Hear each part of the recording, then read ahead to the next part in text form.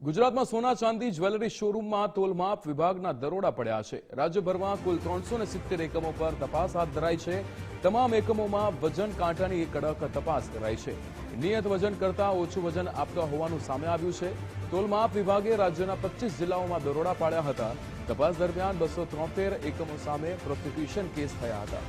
નિકુંજ જાની આપણી સાથે phone line પર જોડાઈ ગયા છે। નિકુંજ, રાજ્યભરની અંદર કુલ 370 સોના ચાંદી જ્વેલરી શોરૂમમાં તપાસ હાથ ધરાઈ, શું વિગતો? તોલમાપ વિભાગની રાજ્યવ્યાપી આ તપાસ હતી, ખાસ ઝુંબેશ હતી કે જેમાં રાજ્યભરના સોના ચાંદી અને જ્વેલરી શોરૂમની અંદર તોલમાપ વિભાગ દ્વારા દરોડા પાડવામાં આવ્યા હતા। તેમણે ત્યાં રહેલા વજન કાંટાઓનું ચેકિંગ કર્યું છે।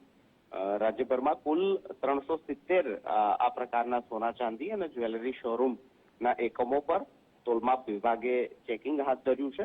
નિયત વજન કરતા ઓછું વજન આપતા હોવાની ફરિયાદો મળી હતી અને તેના આધારે તોલમાપ વિભાગે આ જે ઓપરેશન છે, જે અભિયાન જે છે તે હાથ ધર્યું છે।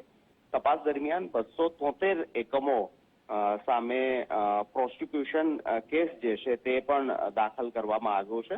આ ઉપરાંત સૌથી વધુ નિયમ ભંગ કરનાર સામે પણ 6 લાખ કરતા વધુની જે રકમ જે છે તે પણ દંડ સ્વરૂપે ફાળવવામાં આવી છે એકમોને।